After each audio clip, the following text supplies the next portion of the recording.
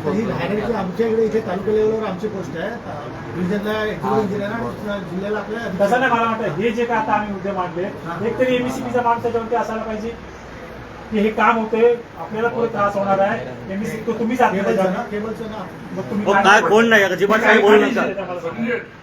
काय लक्ष देता सांगा. या ज्या गोष्टी मी सांगितल्या आहेत, मी सरपंच म्हणून पण तुम्हाला या गोष्टी सांगितलेल्या आहेत. या गोष्टी आधी माहित आहेत का? माहिती आहे. काही काही ठिकाणी आपल्याला रस्त्याचे प्रॉब्लेम होते, रस्त्याला टाकताना अडचणी होत्या, कातळ होतं. त्या ठिकाणी काही ठिकाणी हो रस्त्याच्या मधनं पण खडलेत पण तुम्ही, आणि बिना परवानगी खडले त्याचं काय आहे? आता तुम्ही काय करताय माहिती आहे? तुम्हाला आत्ताचा फोटो दाखवलेला तुम्हाला 2 वर्ष आज तुम्ही 2 वर्ष दिली आता तुम्ही 2 वर्ष काम चालू आहे. सर मी एक फुटाला किती पैसे तुम्ही मोजले? मीटर म्हणा, 1 मीटरला किती पैसे देतात? 1 रुपया देत नाही. मी नाही हो. खड्डा खणायचा ऐकून घ्या, विषय काढल्यामुळे हे सगळं टेंडर मध्येच दिलेलं आहे. खड्डाचा खड्डा खणायचा त्यांनी खड्ड्याच्या माझं म्हणणं असं आहे, पण त्याच्यावरती लक्ष नाही का तुमचं? कॉन्ट्रॅक्टर तुमचा कॉन्ट्रॅक्टर काय काम करतोय माहिती आहे तुम्हाला?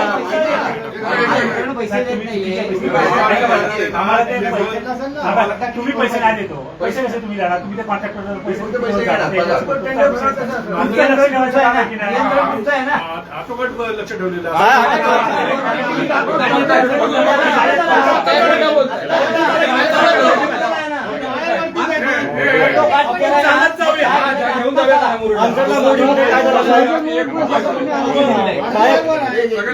तुमच्या जे अंडर जो सेक्शन आहे ना त्यात फक्त 1 फूट आहे. बघा जरा आता जरा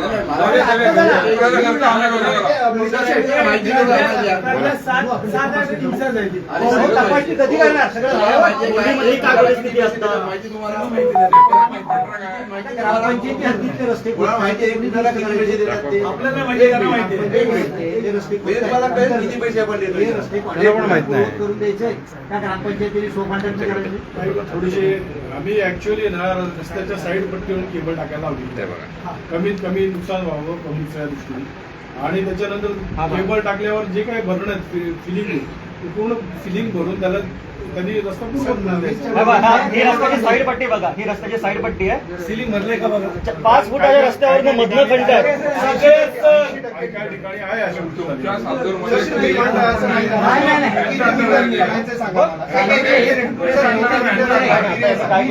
जिथे खड्डे त्यांनी खड्डे ही जाळी खडी टाकून ठेवली, लाकडाचा एक थेंब नाही, खडी टाकून गेले.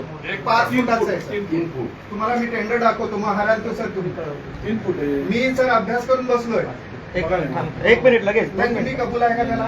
3 फुटाला कबूल आहे? 3 फुटाला कबूल आहे. 1 मीटर मिनिमम 3 फूट 1 मीटर आणि 3 फुटाच्या खाली सर बांधकाम चालू असते. 3 फुटाच्या खाली जायलाच लागतं. कायद्यात 3 फुटाच्या खाली जावंच लागतं. वरची लँड गव्हर्नमेंटची नसते. 3 फूट पर्यंत आम्ही करतोय ना सरसकट. 3 फूट का हो 6 इंच नाही. बघायला घेऊन जाऊया त्यांना. मोठं बोलतंय हे पूर्ण नाही पूर्ण पण नाहीये.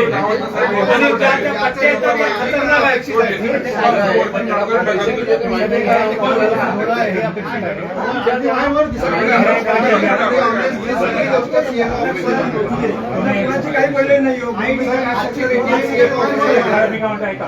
साहेब आता आम्ही तुम्हाला निवेदन देतो. ह्या निवेदनच्या आम्ही तुम्हाला सांगितलं 2 दिवसाची मुदत देतो. आम्हाला इथे आम्ही कुठे नसलेली जाणार नाही. आम्हाला तुमची वरिष्ठ इथे लागली. तुम्ही वरिष्ठांचं कारण सांगता ना, तो वरिष्ठ इथे येईल. ग्राहक तुम्हाला बोलवतात असं सांगतो. 1 मीटर टायमिंग काय तुमच्याकडे? सोमवारी किती वाजता? सोमवारी किती वाजता हेच गोष्ट आम्ही परत तुमच्या अधिकार नाही म्हटलं. आणि आमच्या ह्या ज्या मागण्या आहेत त्या मागण्या ठीक आहे, फार आता चर्चा नका करू. सोमवारी आम्ही परत येतोय. तुम्ही सोमवारी सकाळी 10 वाजता तुम्ही आणायचं बोलून घ्या.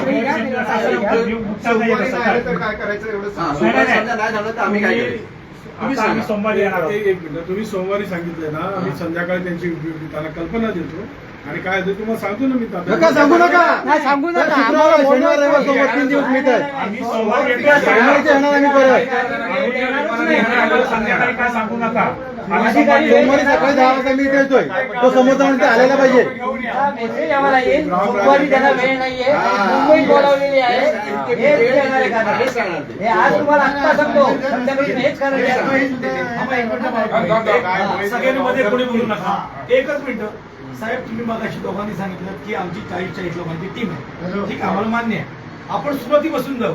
जे वायरमन आहेत ती तुमची टीम, त्यांनी टीमने कुठे बसायचे, कुठे असायचं, समजा मुरुडमध्ये असेल, कर्द्यामध्ये असेल, त्या टीमला पण ज्यावेळी तुम्ही आमची मिटिंग सोमवारी घेणार त्या सगळ्यांना बोलवा. कारण आम्हाला कोणाला माहिती नसतं कोण कुठच्या विभागात आहे. दुसरी गोष्ट की ते कार्यरत आहेत का असं नाहीये. कार्यरत नाहीये. एक मिनिट सर, तुम्ही जे तो वायरमन आहे तो ग्रामपंचायतीत का बसत नाही? एक मिनिट, ग्रामपंचायतीत तो का बसत नाही वायरमन? वायरमन कधी समजतच नाही कोण वायरमन आहे. तुम्ही म्हणताय मुरुडसाठी 4 वायरमन आहे. कोण कोण वायरमन आहे सांगा. घरी बसलेले असतात. हा, वायरमन तुम्ही जे असतील त्या वायरमन तुम्ही दाखवा ना. तो त्याच्या घरात आम्ही बोलवायला जायचं, मग काय? तो म्हणतो ऑफिसमध्ये नाही. तशी तुमची यंत्रणा काय? त्यांनी ग्रामपंचायतीमध्ये रेकॉर्ड सर एक करायचं, अशी रिक्वेस्ट आहे की हा, मग? त्यांनी एक पॉइंट ठेवा की ग्रामपंचायतीत बसायचं. घरी बसून आहे, एवढीच रिक्वेस्ट ते बरेच वेळेस हो नाही ते मान्य आहे. सर, ते लिहून जाईल ना, कधी रजिस्टरवर. असल्याचे फोटो पाठवू. तो लिहून जाईल बरोबर. मी रजिस्टरवर तुम्ही घ्यायला सर की हा वायरमन इकडे त्यांनी रजिस्टरवर लिहून जायचं ग्रामपंचायतीत मग ठेवून. आजच्या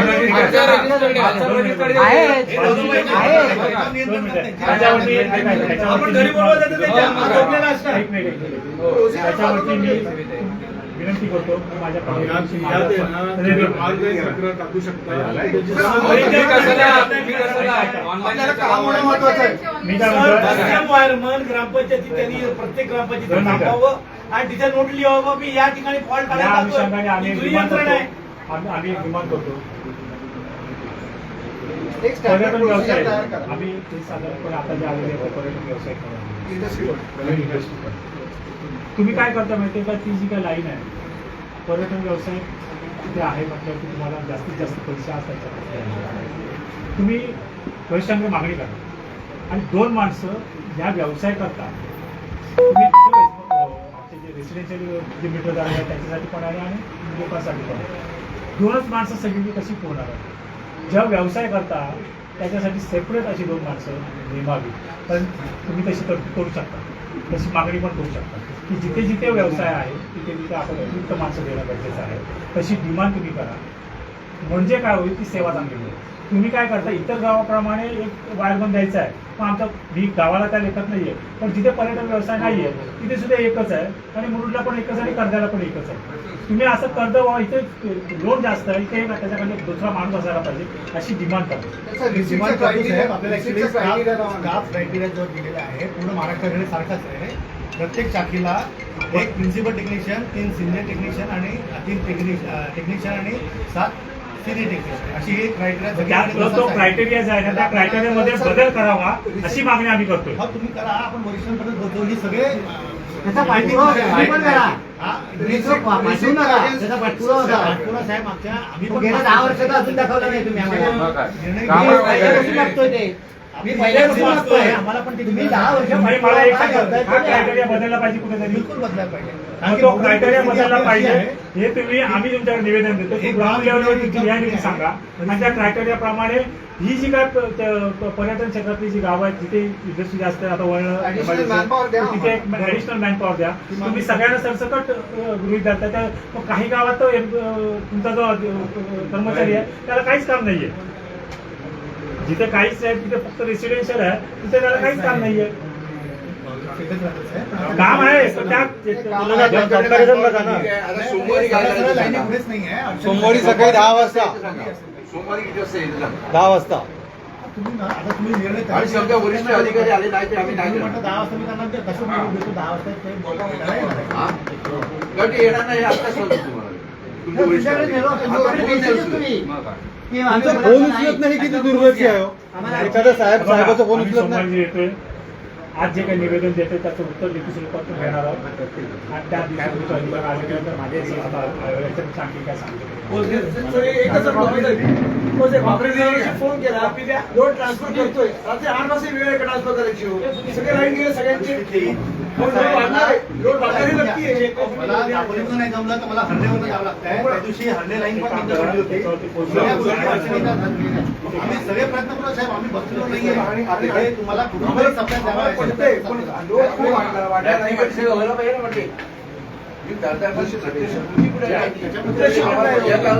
बाहेर मॅडम तुम्ही विचारा तुमचं मत काय एवढा प्रश्न झाला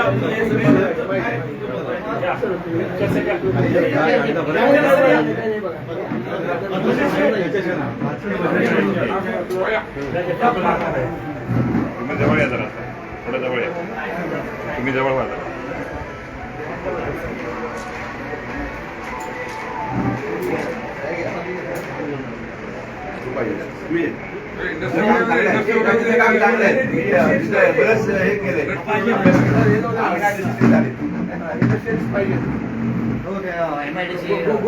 गोडी खावा लागेल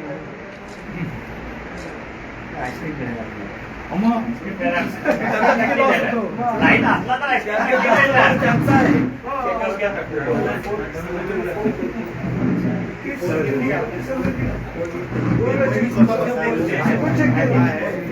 काही गोष्टी ठीक आहे तुम्ही मला फोन करा तर बघू आणखी काही शंका ज्या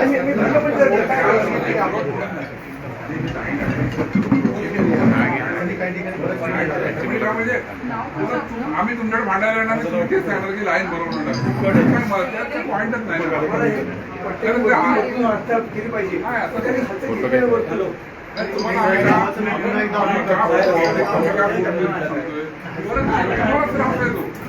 आपल्याकडे याच्यासमोर दोन पार्ट बारीक पार्ट होता की आपला दिवस पण सगळे लोक आमच्यासोबत व्यवस्थितच आहे एवढा त्रास झाला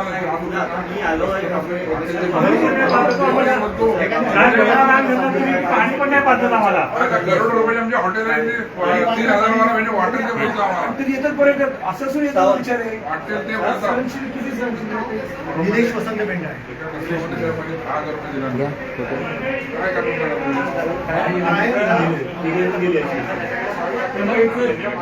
काय काय द्या निलेश वसंत बेंड आहे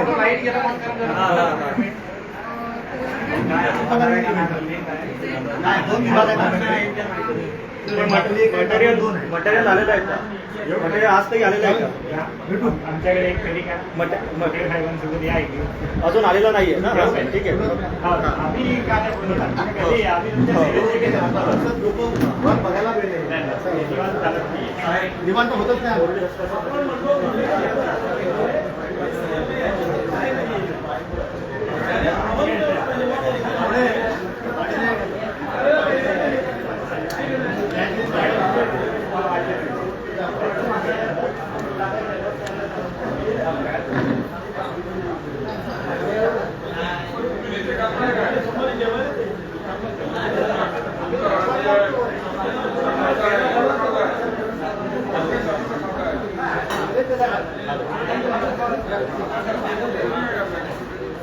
चला मंडळी चला साहेब करा साहेब करा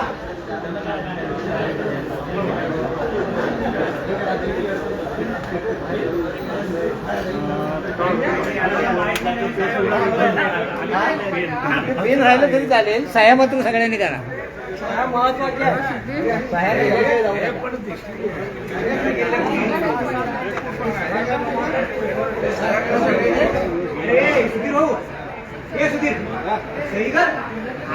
तुझ्या आधी कधीच केले बघ तू आलास उशिरा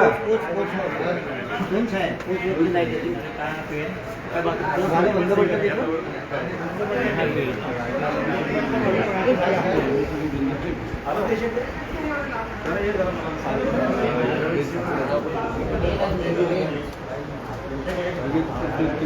मिळालं पाहिजे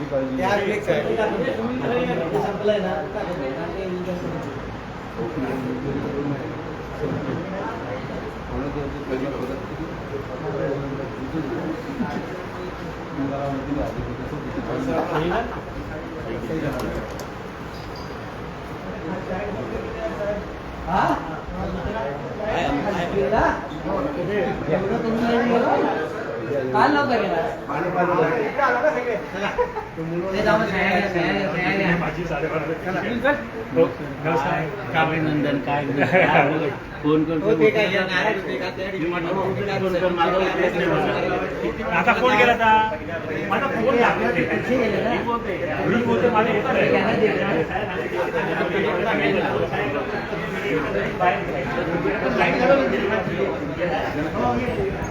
मला हा एक प्रश्न काम निघालं कमीच केला. काही नाही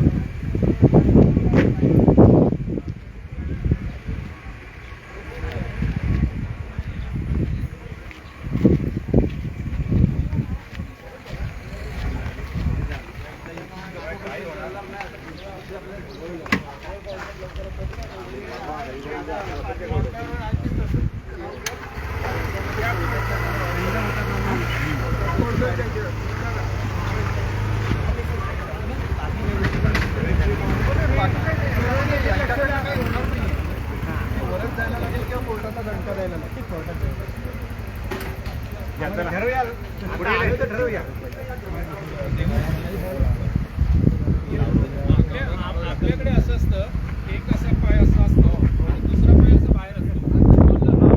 बाहेरचा पाय दुसरा विषय फक्त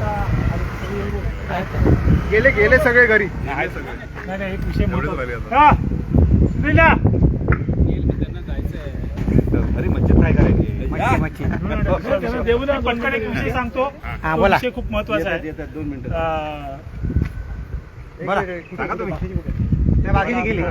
मुरुड 4-5 गाव आहेत. मध्ये एक 2 दिवसापूर्वी BDO साहेबांनी आणि पंचायत समिती सर्व सरपंचांना बोलवलं होतं, सर्व ग्रामसेवकांना बोलवलं होतं. शहरालगतच्या ग्रामपंचायती आणि समुद्रकडच्या ग्रामपंचायती. माननीय सर्वोच्च न्यायालयाने एक गाईडलाईन्स दिल्या किंवा निर्णय दिला की सगळी गावं ही कचरामुक्त असायला पाहिजेत.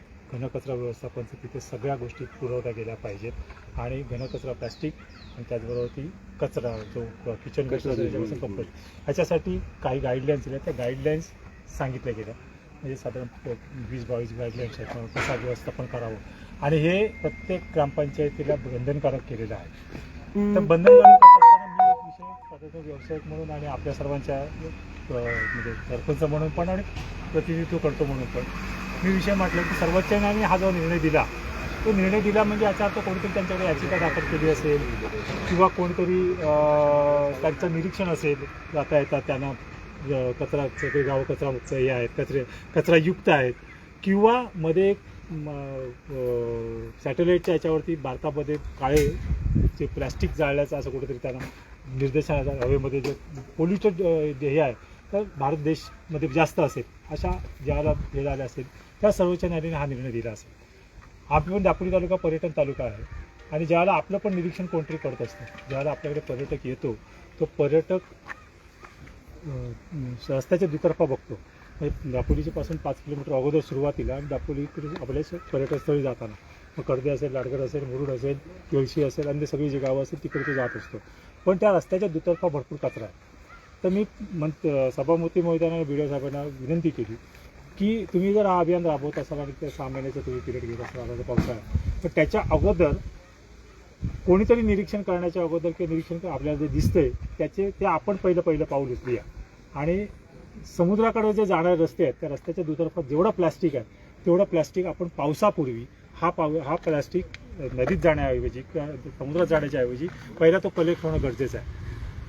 तर मी त्यांना सांगितलं की आमचे पर्यटन व्यावसायिक लोकसहभाग रोटरी क्लब असेल, लायन्स क्लब असेल अन्य सामाजिक संस्था असतील त्या सगळ्यांच्या माध्यमातून एक दिवस कार्यक्रम घ्या आणि दापोलीपासून समुद्रकाठावर असते आणि या साईडला अगोदरचे खरेदीपर्यंतचे रस्ते तेवढं अभियान पहिलं घेऊया आणि कचरे प्लास्टिक रस्त्याच्या दुतर्फा तो गोळा करूया आणि तो प्लास्टिक संकलनला देऊया. तर त्यांनी चांगला पॉझिटिव्ह रिप्लाय दिलेला आहे आणि 2 तारखेला हा कार्यक्रम घेणार आहे. आपण सगळे पर्यटक बघ या सगळ्याचा फायदा आपल्याला होणार कारण आपण पर्यटक व्यवसाय करतो. आपण त्याच्यावरती आपलीच यंत्रणा त्याच्यावरती डिपेंड आहे. जर पर्यटकांना चांगला मेसेज जर गेला की हा प्लास्टिक आणि ज्यावेळेला अशा पद्धतीच्या बातम्या जाते जसं भरपूर पाऊस आला रस्ता खराब आहेत म्हणून म्हटलं तर तशी बातमी गेली की ॲडव्हर्स इफेक्ट होतं. पण तसं चांगलं आहे आपल्या निसर्गाने तर भरभरून दिलेलं आहे पण इथे प्लास्टिक पण निर्मूलन चांगल्या पद्धतीने तर प्लास्टिक अवॉइड केलं जातं असा मेसेज जर पर्यटकाला गेलं तर आपला धंदा वाढणार आहे. तर आपण सर्व पर्यटक व्यवसायाने या मोहिमेला प्रतिसाद द्यायचा आहे आणि 1-1 किलोमीटरचा परिसर 10-10 जणांची टीम तर एकत्रच 500 लोक आली तर काय त्याचं होणार नाही. तर 10 जणांची टीम 1 किलोमीटरला पुढच्या 10 जणांची टीम 1 किलोमीटरला जर झालं तर 1 तासात ते होईल अशा पद्धतीने नियोजन BDO साहेब करणार आहेत आणि ते BDO साहेबांना आपण सांगितलं उद्या त्याच्यावरती बैठक ते आयोजित करणार आहे. तर आपण सर्वांनी 2 तारखेला या कार्यक्रमाला बहुसंख्येने आणि स्वतःहून तसेच स्वतःहून येऊन आपण काय करूया नियोजन कुठे जाणार आहे मी 1 तास सकाळचा 7 ते 9 7 ते 8 ते 7 ते 9 5 मिनिटं झालं तर त्या 1-2 तासासाठी आपण कुठे उभे राहणार आहोत 10 जणांची टीम तयार करा. 10 जणांच्या टीमने आम्ही हा परिसर घेतो. हा परिसर आपण आतमध्ये डीप जायचंच नाही आहे फक्त रस्त्याच्या दुतर्फा. आता तुम्ही जाताना बघा प्रत्येकाने जाताना बघा तुम्ही जाताना गुरुकडे जाताना बघा गिमोण्याच्या त्या परिसराला किती आहे प्लॅस्टिक आणि हा सगळा प्लॅस्टिक नदीला जाणार आहे. तर आपण तो गोळा करूया. चांगला मेसेज आपल्याबद्दलचा आपल्या कृतीचा मेसेज जसं आज आपण MSCBला सांगितलं तसंच हा कृतीचा मेसेज व्हायरल करूया आणि त्याचे पैसेच आपण कमवूया. स्वार्थ आपला आहे तर स्वार्थ म्हणजे पर्यटन व्यवसायाकडून आपला स्वार्थच आहे तर स्वार्थ कोटी का होईना पण ते करूया अशी विनंती करते.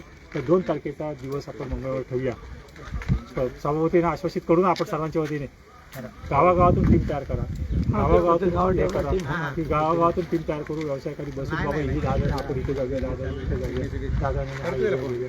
तर मला वाटतं एक चांगला मेसेज आपण आपल्या तालुक्याला देऊ महाराष्ट्राला देऊ जिल्हाधिकाऱ्याला देऊ आणि आपण एक पाऊल पुढे आहोत आणि तुमच्या सहकार्य आहोत मग आपल्याला आणखी चांगल्या पद्धतीने रिझल्ट मिळतील.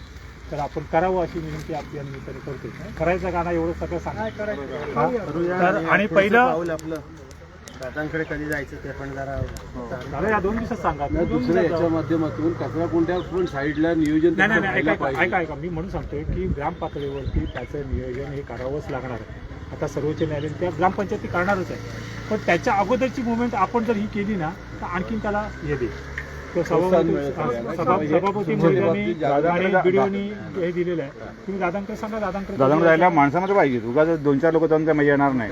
हां पाहिजे हां यांच्या समोर आपण 50-100 लोक होत ना पाहिजेत ना त्याच्यापेक्षा हे बरोबर तिथे बोलू यांच्या ऑफिसमध्ये सोमवारी वगैरे त्यांचा असतो त्यांच्या ऑफिसला बोलून घेते पुढे आताच टायमिंग त्यांना पण नियोजन समोरासमोर म्हणजे होऊन जाईल विषय पण क्लिअर होऊन जाईल ना. दोन्ही कधी वेळ देतात ते पण खासदार आमदार आणि उदय सामंत होऊन जाईल. ठीक आहे ना बोल. तर मूळ विषय जातोय दादांचं आपण घेऊया. तुम्ही अपॉइंटमेंट घ्या. असेच आपण मी 10 वाजल्यापासून थांबलो. हां, माझा अंत संपलेला आहे. ठीक आहे चला बाईट देणार असाल तुम्ही बाईट घ्या. बाईट निघालो. देतो ना आम्ही बाईट. चर्चा चालू द्या तुमच्या ग्रुपवर चालू द्या माझं काही म्हणणं नाही. बरोबर आहे त्यांचं म्हणणं बरोबर घ्या ना, बाईट घ्या. 10 वाजल्यापासून थांबलो तुमचं चालणारच आहे असं ते. घ्या घ्या. आणि मला पण दुसरे काम आहेत ना. सचिन घ्या या बाईट द्या. या चर्चा घ्या ना. टेक्निकली बोलूया. 1-2 मिनिटं बोलणं माझा प्रांत नाही आहे. आपण तिघांनी बोलू दादा. मी एक बोलेन एक बोलेपर्यंत त्यांचा वेळ जातो. वरिष्ठ आहेत. म्हणजे या आज आम्ही घेतो लाडगावचा प्रतिनिधी राहू दे. प्रत्येक गावातलं एक घ्या.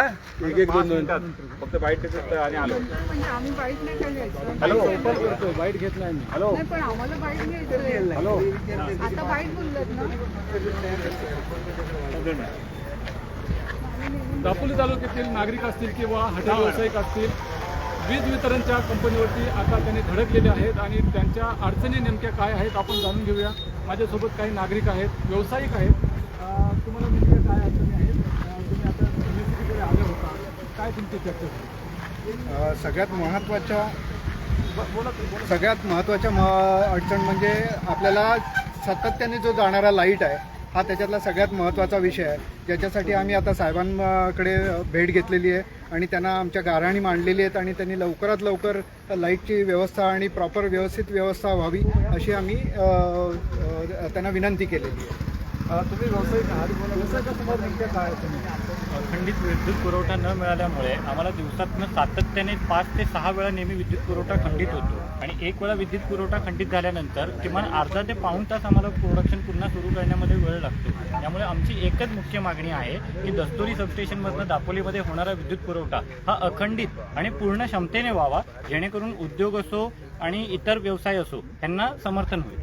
तुम्हाला काय त्रास होतो, तुम्हाला MSCB कडून काय उत्तर आम्ही दिलं? व्यावसायिक आहे मुरुडचा अज्ञानी वरवडेकर. मला हे सांगायचं आहे की हा जो लाईट आहे हा यांचा सारखाच जात असतो. आम्ही लाखो रुपयाची बिल भरतो, पण यांची कारणं 10 वर्ष एकच आहेत की लोड नाही. कधी यांचा लोड येणार ह्याची व्यवस्था यांनी लवकरात लवकर करावी. कोकणी माणूस हा शांत आहे, त्याचा जर उद्रेक झाला तर त्यांनी वाट बघू नये. जशा बीड जालन्यामध्ये शेतकऱ्यांच्या आत्महत्या होतील तशाच आमच्या ह्या लाईटमुळे उद्योजक जे हे आहेत, आमचे लघु उद्योजक आहेत, होमस्टेवाले आहेत, त्यांना आम्हाला लाखो रुपयाची बिलं भरून आम्हाला आत्महत्येला प्रवृत्त हे MSCB करेल, एवढंच मला सांगायचं. दापोली तालुका हाच पर्यटन तालुका आहे आणि हा पर्यटन व्यवसाय इथल्या स्थानिकांनी गेली 20-30 वर्ष अत्यंत मेहनतीने वाढवलेला आहे आणि मेहनतीने वाढवत असताना त्याला अनंत अडचणीला सामोरं जावं लागतंय. मागील महिन्यात आम्हाला गॅस पुरवठ्याचा असुविधा निर्माण झाली, युद्धामुळे गॅस टंचाई निर्माण झाली. आता जो विषय आहे, गेली 10 वर्ष आम्ही हा पर्यटन व्यवसाय, मे मधला जो पर्यटन व्यवसाय हा फक्त वीज त्रुटीमुळे आम्हाला गमवावा लागतो. प्रत्येक वेळेला लोड वाढलं की यांची वीज पुरवठा खंडित होतो आणि त्याच्यामुळे आमच्याकडचा जो पर्यटन व्यावसायिक आहे तो आज त्रस्त आहे, पर्यटक सुद्धा त्रस्त आहे आणि चुकीचा मेसेज दापोली तालुक्याबद्दल, विशेषतः कोकणाबद्दल ह्या MSCBमुळे महाराष्ट्रात जातोय किंवा देशभरात जातोय की इथे पर्यटनाला येऊ नये. अशा पद्धतीची परिस्थिती हा खंडित वीज पुरवठ्यामुळे आम्हाला करावी लागते. मला वाटतं 2 दिवसापूर्वी 12 तास इथला वीज पुरवठा नव्हता आणि त्यामुळे इथे संपूर्ण तालुक्यामध्ये पर्यटक भरपूर प्रमाणात आले होते आणि ते फक्त रिटर्न झाले. म्हणजे 2 दिवसाचा पर्यटक 1 दिवसाचाच रिटर्न झाला. त्याला कारण MSCBमुळे, MSCB नीट न पुरवठ्यामुळे आमचा पर्यटक तिथून निघून गेला. मला वाटतं कोट्यावधीचं नुकसान आमच्या या पर्यटक व्यावसायिकांना झालेलं आहे. आज पर्यटक एवढं त्रस्त आहे की आपल्याला हा व्यवसाय करू नये. जर वीज पुरवठा मिळत नसेल तर हा व्यवसाय का करावा असा प्रश्न पडलेला आहे. त्याच्यामुळे आम्ही आज नियंत्रण द्यायला आलो होतो की तुम्ही हा आमचा जो वीज पुरवठा आहे, तुमच्या ज्या काय अडचणी असतील ते तुम्ही वरिष्ठाकडे मांडा आणि हा वीज पुरवठा सुरळीत करावा अशी विनंती आम्ही आज केलेली आहे. एकीकडे डिझेल टंचाई तर दुसरीकडे वीज वितरणाचा शॉक सुद्धा इथल्या नागरिकांना बसतोय. हॉटेल व्यावसायिक त्रस्त झालेले आहेत, नागरिक त्रस्त झालेले आहेत. त्यामुळे लवकरात लवकर तोडगा काढून वीज सुरळीत करावी अशी मागणी इथल्या दापोली तालुक्यातल्या नागरिकांमधून केली जाते. शिवाजी गोरे, न्यूज 18 मराठी, दापोली, रत्नागिरी.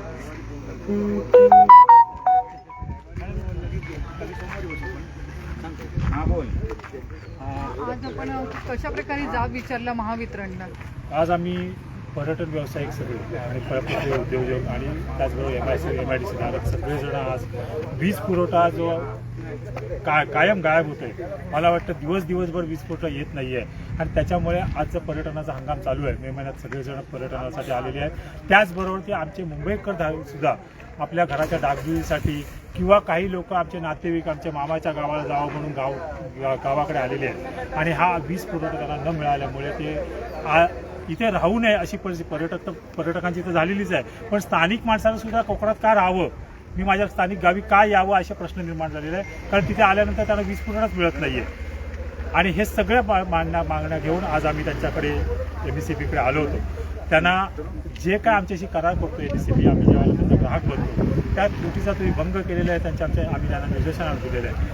तुम्ही हे लाईट आम्हाला दिली नाही, इलेक्ट्रिसिटी दिली त्यामुळे आमचं जे 90 दिवस अगोदर बुकिंग झालं होतं ते बुकिंग म्हणजे त्या पर्यटकांचा तुम्ही हिरमोड केलेला आहे आणि त्याच्यामुळे बुकिंग त्याच्यामुळे कॅन्सल केलेलं आहे. आमचं कोट्यावधी रुपयाचं नुकसान आज आम्ही MSCBमुळे आमच्या पर्यटकांचं झालेलं आहे हे आम्ही त्यांना दाखवलेलं आहे. आम्ही वाणिज्यिक बिल भरतोय, भरूनही आम्हाला तुम्ही सेवा न दिल्यामुळे महावितरणची जी नुकसान झाले त्याची भरपाई तुम्ही द्यावी अशी विनंती या निमित्ताने विनंती आम्ही केलेली आहे.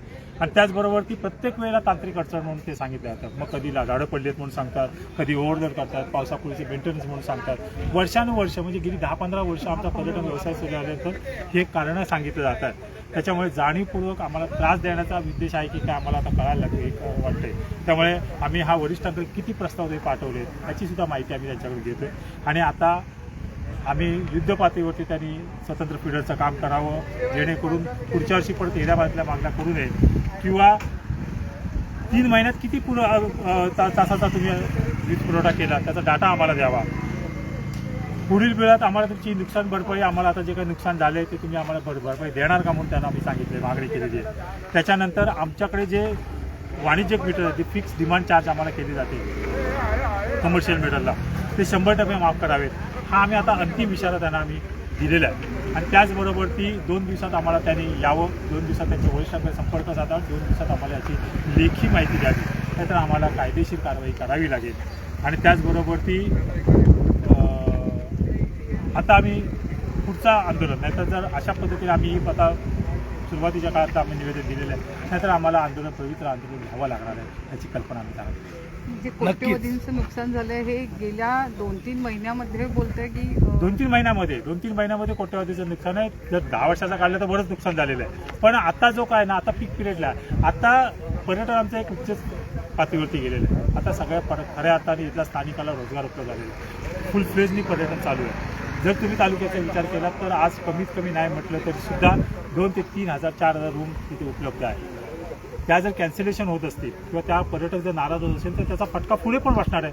कारण एकदा नाराज झालेला कस्टमर परत आपल्याकडे येणार नाही आहे. तिथे जर लाईटच नसेल, हा जर मेसेज गेला तर चुकीचा मेसेज जातोय. त्याच्यामुळे अशा पद्धतीने तो कोट्यवधी त्यांनी नेमकं कारण काय सांगितलं वीज जाण्यामागचं? त्यांनी सांगितलं की आम्ही ओव्हरलोड होममध्ये हा वीज जातो, आम्ही त्याला पुरवू शकत नाहीये, ओव्हरलोड होतोय, आम्ही लोडची हे करतो किंवा फिडर त्यांची आणखी कॅपॅसिटी वाढवणं गरजेचं आहे, अशा पद्धतीने करतो. आम्ही निवेदन दिल्यामुळे ह्या लोकांनी काही लक्ष दिलेलं नाही. अधिकाऱ्यांनी उलट पोलिसांना पाचारण केलेलं. आम्ही शांततेत निवेदन केलेलं आहे आणि त्यांना आम्ही डेट मागितलेली आहे की हे का केलेलं आहे, तर लोड शेडिंग आहे, हे आहे, सगळ्या गोष्टी आहेत. आणि ह्या गोष्टींचा उद्रेक झाला आहे. कारण जर आम्ही जर इथे MSCB वरती येत नाही तर हे अधिकारी काहीच लक्ष देत नाही आहेत. संपूर्ण पापड पसर आहे. त्यांना आपल्या लाईनला किती वायरमॅन आहेत हे पण त्यांना सांगता येत नाही. कोणताही वायरमॅन साईडवर नसतो, कोणतेही अधिकारी साईडवर नसतात. आणि गेली 3 दिवस लाईट जर असेल, कृषी उद्योगातले असतील, ह्याच्यातल्या आईस्क्रीममधले लोक असतील, आंबा सीझन होता, ह्या सगळ्यातल्या लोकांचा 24 तास लाईट नव्हते. म्हणजे 12-12 तासच्या गॅपने फक्त 5-5 मिनिटं लाईट दाखवायचे. आणि असा उद्योजक प्रत्येक वेळी MSCB येईल का? तर ह्या धर्तीवरती ह्यांनी लक्ष देणं, कारण ह्यांना जाबच विचारणारा कोण नाही. आता आमच्या तोडणकर साहेब बोलले त्याप्रमाणे आम्ही शांततेत निवेदन दिलेलं आहे. आणि ह्याचा उद्रेक न हो यासाठी ह्या अधिकाऱ्यांनी तत्समप्रमाणे जागेवर राहणे, वायरमनना जागृतपणे ठेवणे, लाईट आल्यानंतर अधिकाऱ्याची व्हिजिट देणे, बाबा काय झालंय, त्या लोकांना संयमाने सांगणे, ह्या ज्या गोष्टी आहेत हे अधिकारी करत नाहीत. दर 3 वर्षांनी आपली बदलीची वाट बघत बसतात. आणि ह्याला इथे कोकणामध्ये ह्यांना हे पेव फुटलेलं आहे, तरी सुद्धा ह्याचा बंदोबस्त करून आम्हाला 15 दिवस आता त्यांनी आश्वासन दिलंय की 15 दिवस लाईट जाणार नाहीये, बघूया काय होतंय ते. ह्या गोष्टी सगळ्या आम्ही आमदार आणि खासदार यांच्या सगळ्यांच्या सर्व पक्षीय लोकांनी येऊन एकमताने एक दिलाने इथे येणार आहोत. आणि यांच्या प्रत्येक सोमवारी आम्ही इथे येणार आणि धरणं आंदोलन करणार. यांनी जर काही नाही केलं तर. पण आता पुन्हा हेलपाटे त्यांनी पाडले. काल मुरडीवाले आलेले, त्यांना सुद्धा हेलपाटा पडला. तर अशा प्रकारे ते हेलपाटे पाडतात. असंच ते हे लोक करतायत. कारण का आम्ही शांत आहोत, आपण शांतता प्रिय लोक आहोत. वारंवार त्यांच्याकडे हेच सांगण्यात येत आहे. नियमानुसार मॅडम 220चा व्होल्टेज यांच्याकडून पाहिजे, 160चा व्होल्टेज दाखवतो. आणि दुसरा विषय जो आहे वारंवार दापोली SDO साहेबांकडनं हेच सांगण्यात येत आहे की 33 kV सबस्टेशन दस्तुरीतनं जो वीज पुरवठा केला जातोय तो कमी दाबाचा होत आहे. आपली जी मागणी आहे ती जास्त आहे आणि आपल्याला पुढून जो वीज पुरवठा होत आहे तो कमी होत आहे. आता हेच कारण ते मागील 10 वर्ष सांगत आहे. आम्ही MIDC मध्ये आमचा उद्योग चालतो. MIDC साठी स्वतंत्र फिडर असणे किंवा विद्युत उपकेंद्र असणे ही शासनाची पहिली तरतूद आहे. पण आज 10 वर्ष आम्ही पाठपुरावा करून सुद्धा आमच्याकडे सेपरेट फिडरही नाही आणि स्वतंत्र सबस्टेशनही नाही. मागील आमच्या उद्योग मित्र समिती सभेमध्ये पालकमंत्री महोदयांच्या पुढ्यामध्ये जेव्हा आमची मिटिंग झाली जिल्हा अधिकारी कार्यालयामध्ये, त्यावेळी पालकमंत्री महोदयांनी त्यांना सूचना केल्या होत्या की दापोली वळणे MIDCमध्ये लवकरात लवकर विद्युत उपकेंद्र उभारावे आणि त्याची त्यांनी कामही सुरू केलं होतं. आणि आता नंतर आम्हाला तिथे अपूर्व मागणी आहे, तिथे जेवढं नवीन उपकेंद्र उभारण्यासाठी लोड हवा तेवढा लोडची मागणी नाही असं कारण देण्यात आलंय आणि ते सबस्टेशनचं काम थांबवण्यात आलंय. तर आजही त्यांनी आमचं मागणीपत्र घेताना हेच मुख्य कारण दिलं की दस्तुरीमधनं जो दाबाचा पुरवठा होतो तो कमी दाबाचा होत आहे. तर आता हेच कारण हे वारंवार किती दिवस सांगणार आहेत. जास्त दाबाचा पुरवठा होण्यासाठी जे नवीन उपकेंद्र जसं दस्तुरीत आहे तसं टाळसुऱ्यात होणं अपेक्षित आहे. ते मागील जे शिवतरे साहेब होते आमच्या इथे आधी DO साहेब होते खेडला, त्यांनी सुमारे 7 वर्षापूर्वी आम्हाला ही गोष्ट सांगितलेली आहे. आणि दापोली क्षेत्रामध्ये कमीत कमी 4 उपकेंद्र नवीन होणं गरजेचं आहे. एवढा लोड आपला सध्या वाढलेला आहे, तरी अजून ह्यांची काही पुढे सुधारणा झालेली नाही. पण कालच एक पत्र आम्ही वाचलं की आमदार साहेब मंत्री साहेबांनी तशी एक मागणी केली उपकेंद्र. मागणी आहे नुसती, पण वर्क ऑर्डर वगैरे कुठे आहे? कोणच नाही काय करत. फक्त मागण्या मंजूर केलेल्या दाखवतात हे अधिकारी काही नाही उपयोग. झाडू मारण्याच्या लायकीचे आहेत सगळे. असं पण नाहीयेत, तुम्ही येऊन काय बघत नाहीयेत. असं कसं करताय तुम्ही? अधिकारी काहीच लक्ष देत नाहीत मॅडम. हे असं असताना हे अधिकारी कोणत्याही प्रकारचं लक्ष देत नाहीयेत. पण उपकेंद्र होईल असं वाटतंय का या लवकर? आम्हाला तरी वाटत नाही. आम्ही त्या दृष्टीने आता विचार करणार. या 15 दिवसात वीज पुरवठा सुरळीत व्हावा.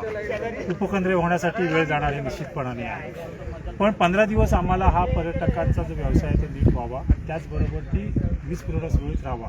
तुम्ही लोड जो आहे तो कुठेतरी आणखीन अतिरिक्त लोड दुसरीकडून घ्यावा आणि तो आम्हाला पुरवावा, अशा पद्धतीची मागणी आहे. आणि उपकेंद्र होईपर्यंत जेवढाही वेळ लागेल ती गोष्ट आणखी आहे. एक विषय महत्त्वाचा आहे. किमान उपकेंद्र होईपर्यंत अखंडित विद्युत पुरवठा आम्हाला सर्व नागरिकांना मिळावा ही MSEBची जबाबदारीच आहे. आणि MSEBने आपली जबाबदारी योग्यरित्या पार पाडावी आणि सगळ्यांना अखंडित विद्युत पुरवठा आणि योग्य दाबाचा पुरवठा मिळावा एवढीच नम्र ही विनंती. चळवळ सुरू झालेली आहे. आता या चळवळीचं रूपांतर अशा पद्धतीने असणार आहे, कार्यपद्धती अशी असणार आहे. आता ह्या स्टेजला आलोय, पुढच्या त्यांच्या वरिष्ठांशी बोलून, उद्या मंत्री महोदयांशी बोलून, ऊर्जा मंत्री त्यांच्याकडे जाऊन बोलून हा विषय आता मार्गी लावणं गरजेचं आहे. त्याच्यामुळे हे प्रोसिजर करणार आहे. दुसरा विषय जो आहे तो मी महत्त्वाचा विषय जो आता सांगतोय, हीच मागणी आम्ही केलेली आहे की 2020ला सायक्लोन झालं आणि निसर्ग वादळी महावितरणला मोठ्या प्रमाणात एक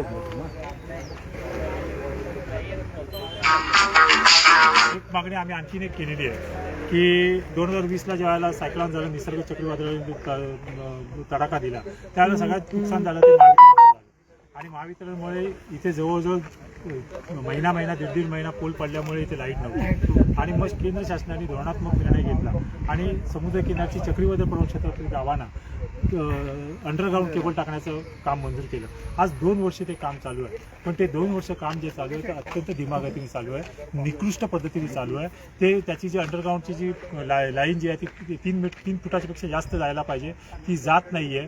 ते जे पोल्स उभे केलेले आहेत किंवा ते जे बॉक्स उभे केलेले आहेत ते अगदी कमकुवतरित्या उभे केले आहेत. 2 वर्षांनी ते निकृष्ट दर्जाने उभे केले. त्याचं कॉन्क्रिटीकरण नाही आहे. त्याच्यावरती निगराणी करण्यासाठी जो सिव्हिल इंजिनियर लागतो तो सिव्हिल इंजिनियर नाही आहे. तो ठेकेदार मनमानेप्रमाणे काम करतोय आणि 2 वर्ष अगदी निकृष्ट दर्जाने काम चालू आहे. याचे फटका म्हणजे आम्हाला असं होईल की ओव्हरहेड वायर होती ती बरी होती. जर ह्या अधिकाऱ्यांनी ते लक्ष दिलं नाही, आत्ताच वेळीच लक्ष दिलं नाही, तर मला वाटतं की अंडरग्राऊंड वायरचं मोजवारा होणार आहे. त्यामुळे त्याचं सुद्धा लक्ष द्यावं अशी विनंती आज आम्ही केलेली आहे. ठीक आहे.